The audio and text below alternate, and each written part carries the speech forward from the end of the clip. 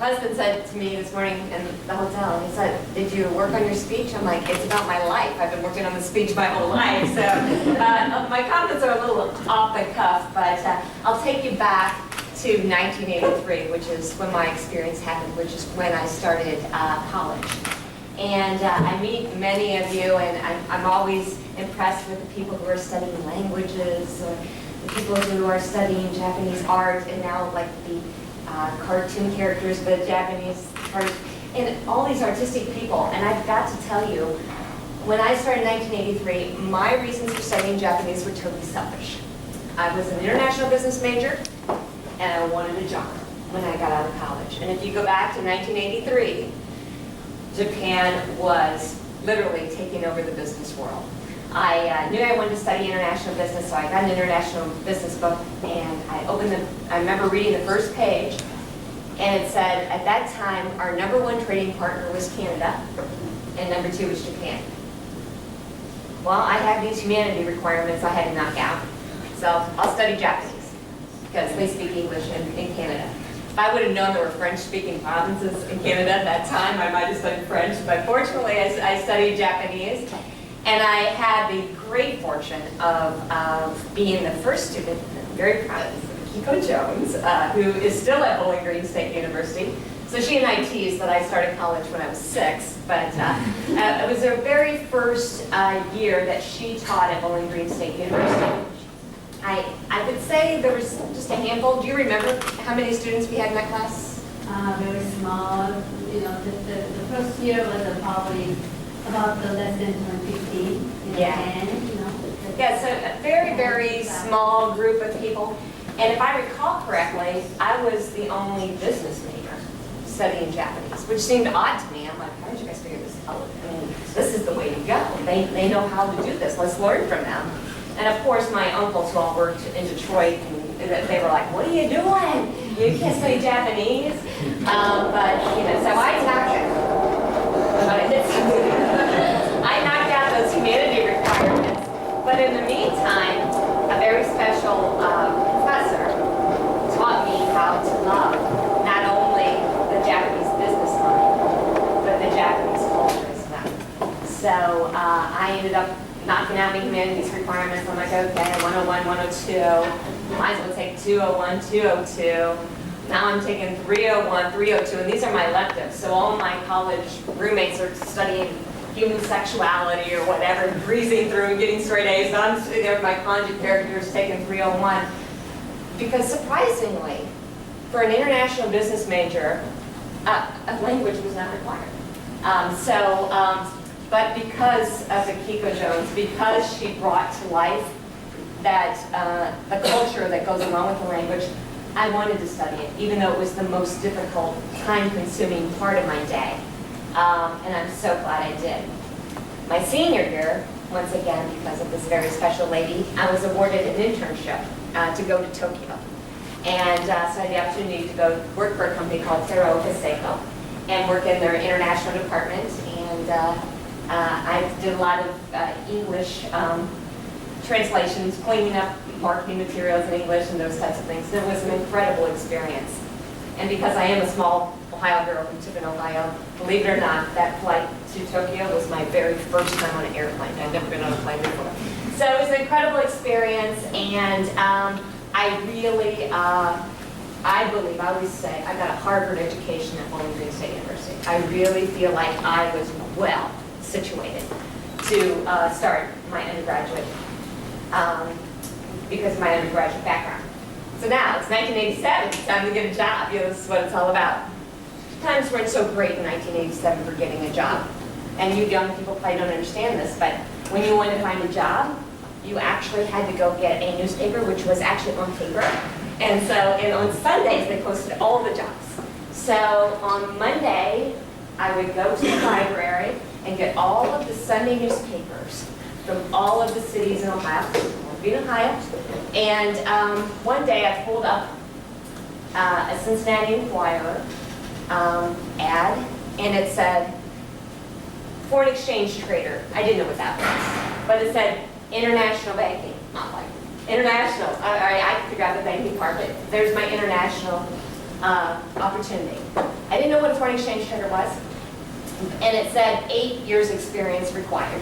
All right, 4 years of high school, 4 years of college. Good to go. Okay. So I applied for the position. Surprisingly enough, they interviewed me.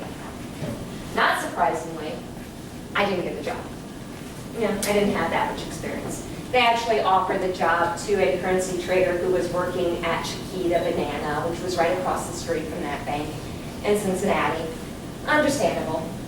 So they offered him the job, and I went back to my newspaper, digging and trying to find the right ad. Well, as it turns out, the trader from Chiquita didn't want to lose him, so they threw more money at him. And so he ended up not leaving. And I found out later, my boss said, he was so frustrated because they were so down the line with this guy, they thought they had their trader. They said, oh, just bring back that girl who speaks Japanese and we'll train her.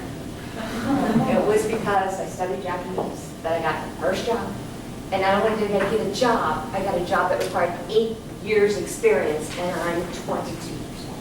Wow. And because I studied Japanese, because of the Kiko Jones. And so that was the start of my career. So that was fantastic. So I go to start trading currency, eventually figured out what it is. What it is, when you buy and sell things internationally, you don't always pay in US dollars. Sometimes you pay in yen. Back then you played in Deutschmarks and Italian lira. So I would trade currency, hedge currency risks. They taught me how to do it. It was really fun. But because of my Japanese background, because of the Japanese investment in Ohio, many of the Japanese companies were trading yen. So they would call me and I would, practice my horrible Japanese at the time. But we got along. I'd go eat sushi with them. And so before you knew it, I was the Japanese yen trader of Ohio. So all the Japanese companies started trading currency with me. And it was great. My bosses loved me because I was making lots of money for the bank. And one time, I went to Piqua, Ohio. Do you guys know where Piqua is? And there's a Japanese company there. And the commercial lender was there. And he said, Sheila, we have a Japanese company that is in Piqua, Ohio. Will you come meet with them? Talk to them about currency trading? Sure. So I go, and we go into the meeting. It's me and my colleague, who doesn't speak any Japanese, and this Japanese gentleman. And so we go to a formal meeting, and I say a few niceties. My Japanese, thank God English is the language of international business, but so I'm like, hajimemashite, and exchange cards, and do a few little niceties in Japanese. We go to the meeting and proceed with the meeting.